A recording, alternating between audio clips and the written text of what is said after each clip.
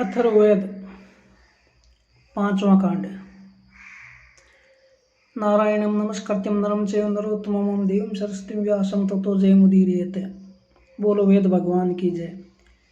जिसके प्राण मरण रहित है, जो जन्म से लेकर बढ़ता है, कोई भी जिसकी हिंसा नहीं कर सकता, जो दिन के समान प्रकाश वाला है, जो तीनों लोकों का धारण करता और पालक है, वे योनि से उत्पन्न हुआ है। जो जीवात्मा सबसे पहले धर्म का पालन करता है तथा इसी हेतु अनेक शरीरों को धारण करता है, जो संज्ञाओं के द्वारा आकृष्ट वाणी का निर्माण करता है, वह अन्न की इच्छा से योनि में सबसे पहले प्रवेश करता है।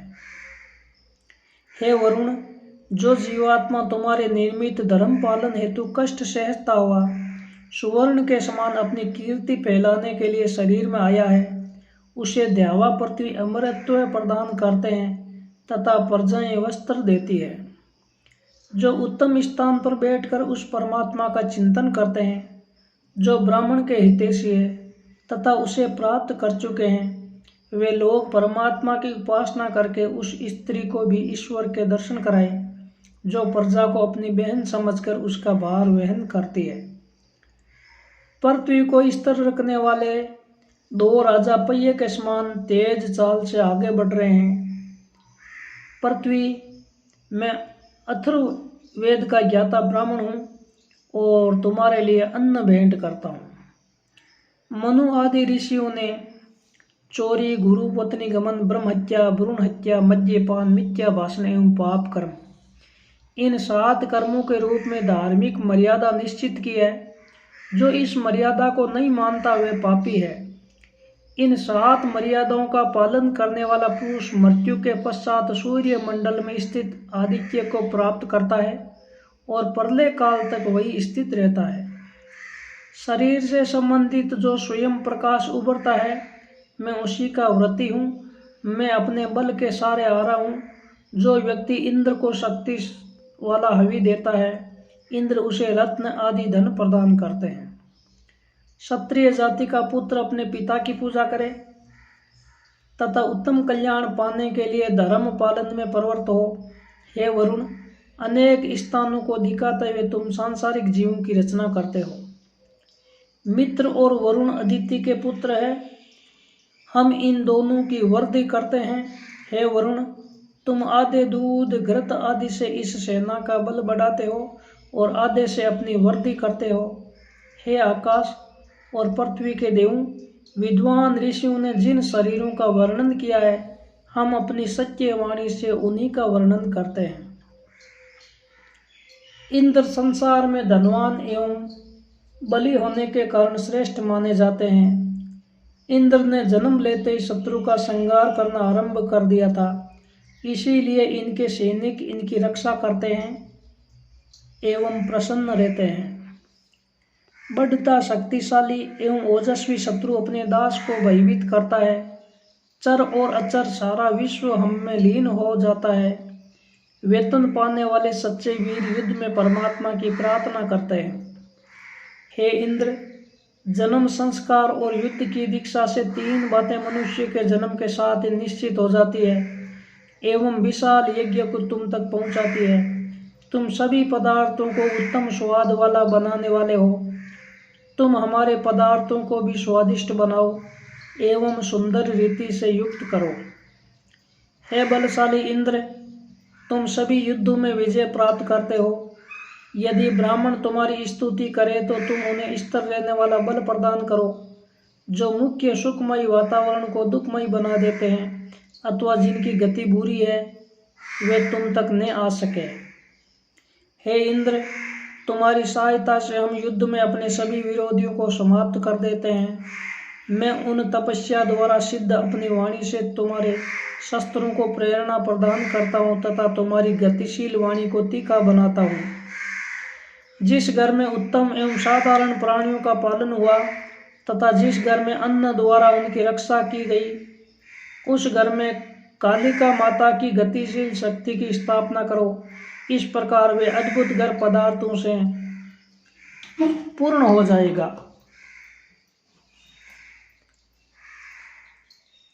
हे शरीरधारी पुरुष, तू उस राजा की स्तुति कर जो विचरण करने वाला तेजस्वी स्वामी एवं गुणों से युक्त है, जो आप्तजनों में होते हैं।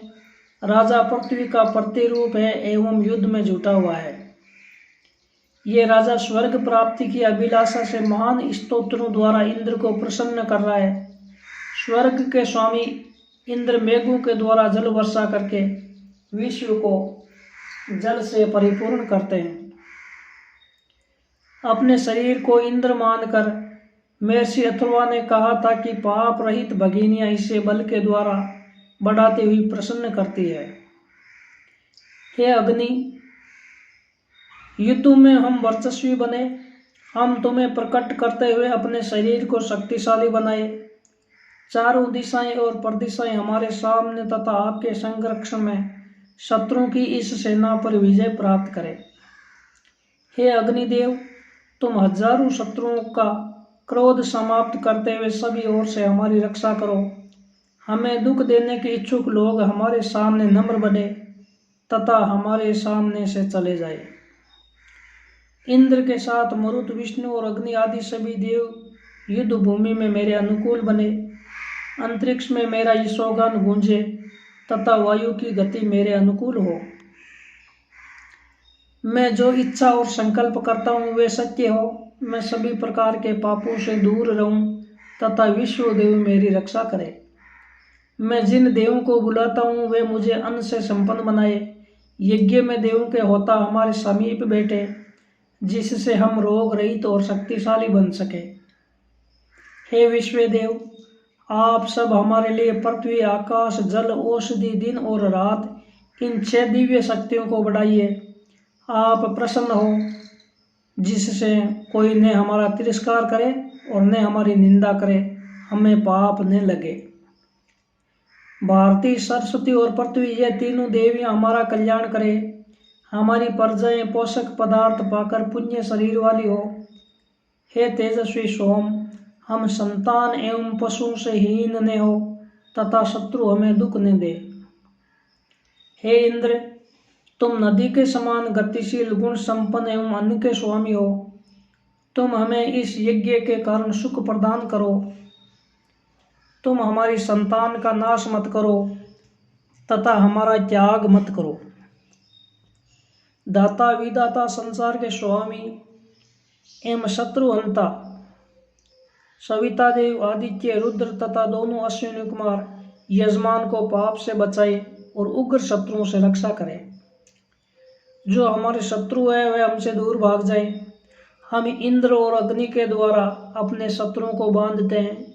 आदित्य और रुद्र ने हमें जो राजा बना दिया है वे सावधान करने वाला है। हम ऐसे इंद्र को यज्ञ में बुलाते हैं जो भूमि के विजेता, धन के विजेता, घोड़ों को जीतने वाले हैं। वे इंद्र हमारी स्तुति सुने। हे इंद्र, तुम हमसे स्नेह करने वाले बनो। हे पर्वतों में उत्पन्न होने वाली शक्तिशाली औषधि कुष्ठ, तू कोढ़ नामक कठिन रोग का नाश करने वाली है। तू हमें कष्ट देने वाले रोगों को नष्ट करती हुई यहाँ आ। गरुड़ को उत्पन्न करने वाले हिमवंत पर्वत के ऊपर उत्पन्न होने वाली इस औषधि के विषय में हमने लोगों से सुना और अन्न लेकर वहां गए। इस प्रकार हमने इस औषधि को प्राप्त किया। यहाँ तीसरे देव स्थान में अश्वत्थ और अचार पीपल विराजमान है। यहाँ देवों ने अमृत के समान गुण वाला कूट को जाना। देवों ने सोने के रस से बंधी हुई स्वर्ग की नौका के द्वारा अमृत के पुष्प के समान कूट को प्राप्त किया। सोने के बने हुए मार्ग से स्वर्ण की नाव के द्वारा कूट को लाया गया। उन नाव की पतवार भी सोने की थी। इसमें कुष्ठ पुरुष तमा व तम निष्कुरु, तमो में अंगद कृधि।